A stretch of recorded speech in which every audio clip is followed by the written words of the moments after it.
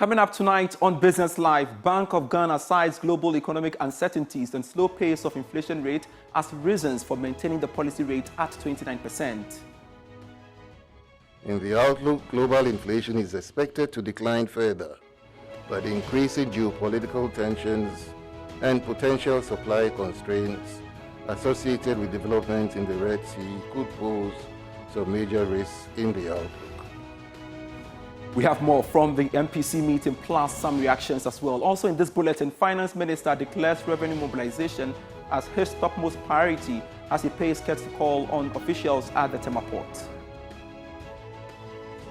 Revenue mobilization is my topmost priority, and this should not be surprising.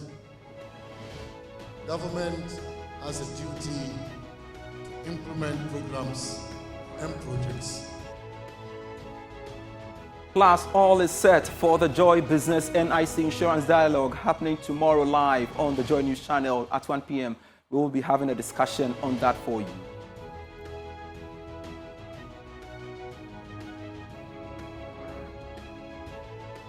We have details of these and many others coming your way all in a moment. Please stay.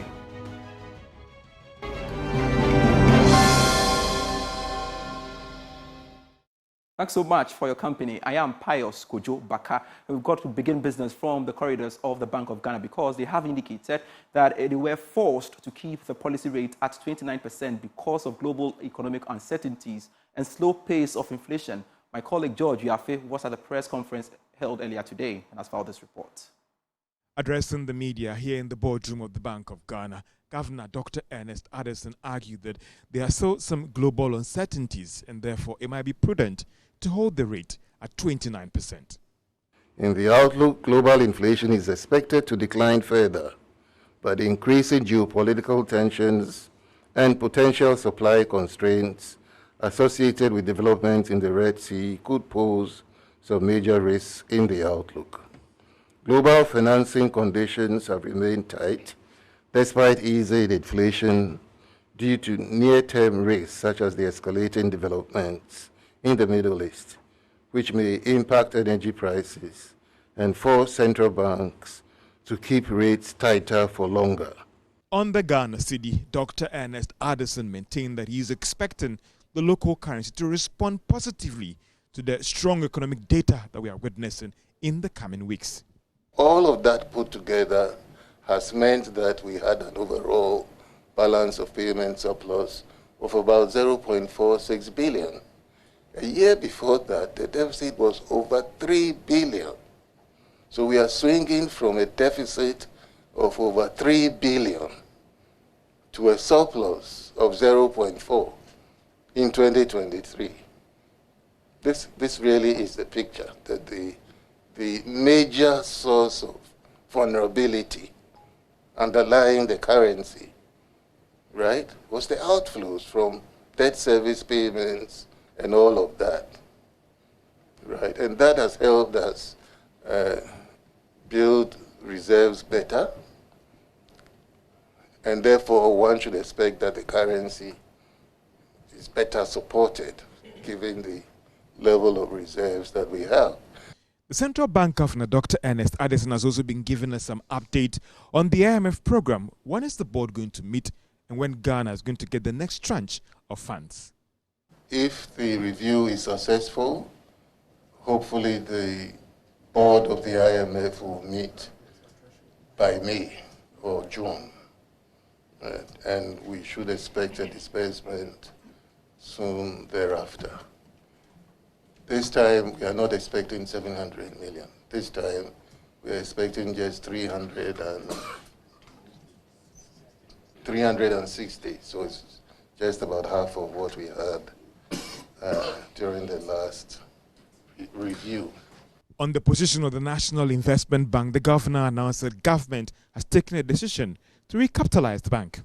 The government has committed to recapitalizing NIB, and the process is being discussed as of now, and will be a major subject of the upcoming review with the IMF. So should we be expecting new commercial banks in the coming months? This is what the governor of the Bank of Ghana has to say in this response. So I'm not surprised that we still have investors that are looking at, putting money into that sector. Hopefully we might have somebody formally apply for a new banking license before the end of the year. But for now, we haven't received any formal application. From the boardroom of the Bank of Ghana, this is George Jaffe reporting for Joy Business. All right, so let's get some reactions on the back of this. And banking consultant Nana Utui Champong has described the move as a prudent one based on the current developments in the banking space. So this is a cautionary stance that they have taken to ensure that the link between inflation and interest rate don't go out of gear. Already it's out of gear, but to have reduced it when inflation is still almost marking time would have been the wrong move. The governor himself highlighted or complained about credit extension contracting. Now, this response could worsen the situation. I'm afraid so. But you see, unfortunately, it's a chicken and egg situation in the sense that if you reduce the interest rate and not in line with inflation and you cause inflationary pressure to come in, then you're back to square one. And therefore, as it stands now, yes, some businesses are hurting because the inflation is so high that it is difficult to, interest rates is high now. It's difficult to borrow and do productive activities. But I think we have to take the MPC on their analysis. They have access to the real books, and if they say that this is what has got to be done, we've got to accept it. Would this have any impact on the current lending rate, and even for those who are depending whether you've done a variable rate or a fixed rate as well? Could there be any impact on people who are servicing and those who intend to take loan, as in the impact itself on lending?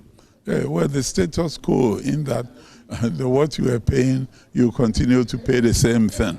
But as to borrowing more for expansion, because of the high MPL rate, that's where it's going to be difficult because the cost of borrowing is still high.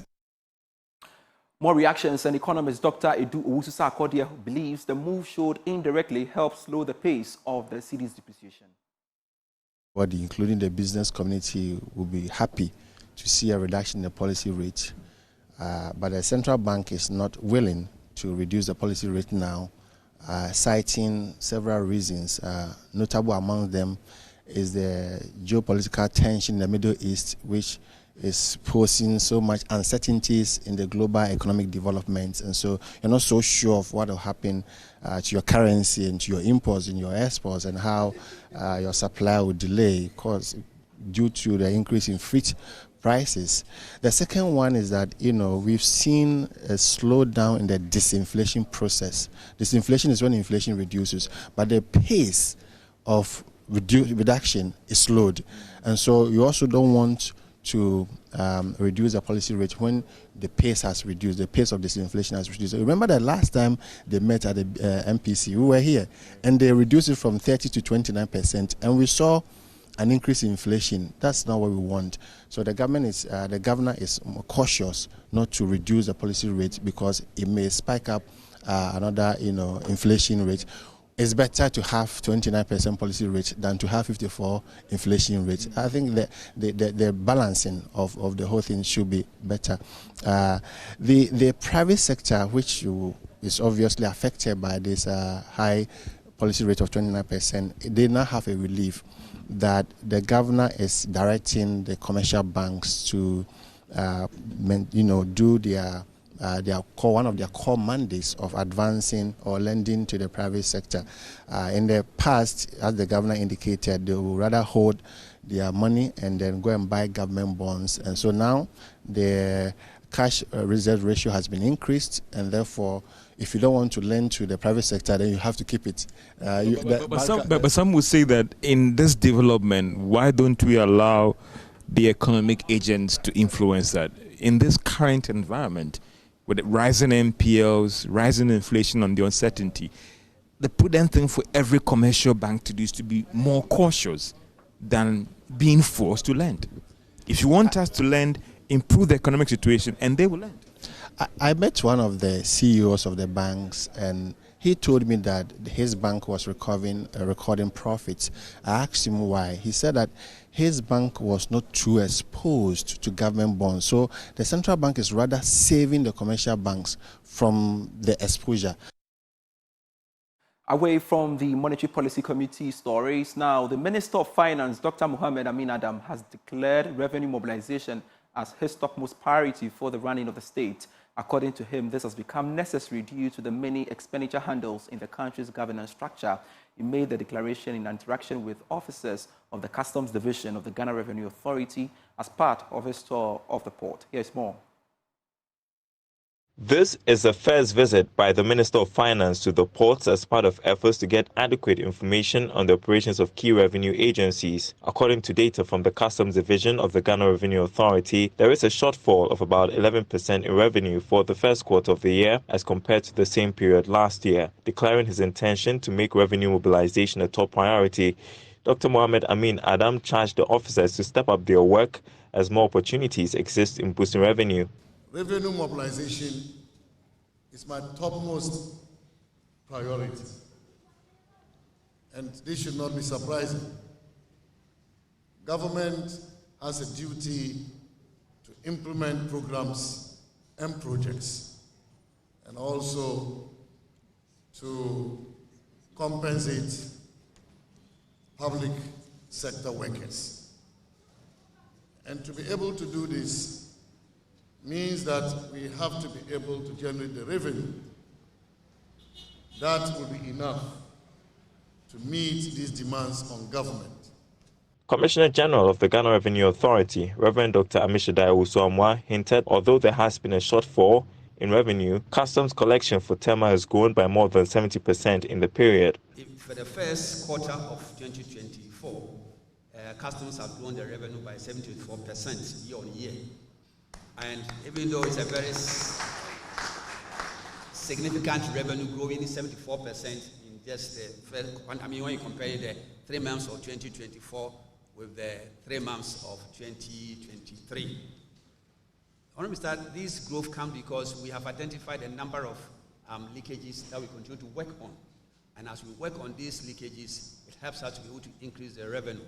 And so this is something that we continue to do, and we are confident that as we do these things, the revenue will continue to increase. The finance minister, together with the delegation, also paid a courtesy call on the Ghana Ports and Harbours Authority to discuss pertinent issues of high cost of doing business at the ports. Responding to the concerns of high port charges, Director General of the authority, Michael Luguje, said they cannot be blamed for the high charges at the ports. The general conception is that once an invoice comes out of the port for cargo imported or exported, the first entity that comes to mind is Ghana Ports and Harbours Authority. Unfortunately, we have several independent agencies operating the port sector in the process of cargo clearance, which are different from the Port Authority.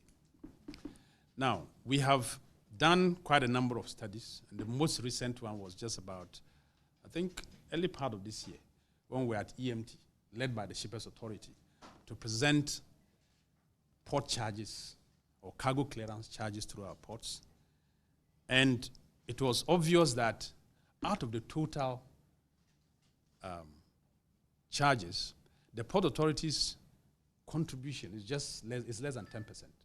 The minister further promised to take up the challenge of multiple agencies at the ports and find a lasting solution to it. Meanwhile, the Director General of the Ghana Ports and Harbours Authority, Michael Luguje, has rejected assertions that the Ghanaian port is losing cargo to their Togolese counterpart. According to him, there is no credible data to prove that, but some pockets of smuggling, though, or through the porous borders, has become rife. He spoke exclusively to my colleague Eben Sabute. Imports being diverted to Togo and all that, which is not factual. It's not factual. You have people importing through other countries for various reasons. Do you have any data to back it? Of course. When we did our research in Lomé, we noticed over the years, in the last 4 or 5 years, just about 300,000 tons of cargo, Ghanaian-based imports pass through Lomé Port. And out of that, about 80% of it is clinker, cement-related raw material that comes to the Diamond Cement factory, which is in Aflao. I know Diamond Cement, they have a real connection from Lomé Port to their factory across the border. So 80% of it is for clinker, which you cannot do anything about, even if because their location makes them closer to Lomé to use than coming to use Tema. Because coming to Tema means they have to cut by trucks and travel a long distance. So that one, there's nothing you can do, even if you say zero imports. Now, the rest of the 20%, the importer is free to choose that I want to come through Lomé with my imports. But it's not sufficient to say that all the cargo is moving to Lomé because fees and taxes are very high. The Chamber of Commerce, the AGI, and they've all been saying this. They said that. And we, even in our own engagements with them, we've asked a lot of questions that we want actual data to show that importer A was doing 1,000 tons through Ghana ports. Now he's moved 800 tons to Lomé Port. These are the facts. And he's able to do that because of charges on Lomé that are lower. Because Lomé is not, Togo is not Ghana. Togo has its tax regime, Ghana has its tax regime. And any import duty, that import cargo that you are ready to declare legally must pay duties, whether through the land border or the sea border or the airport borders. So what is the motivation, if it's really true? But the data we have doesn't support that. This is still Business Life with me, Pius Kojo Baka. We've got more stories for you after this break.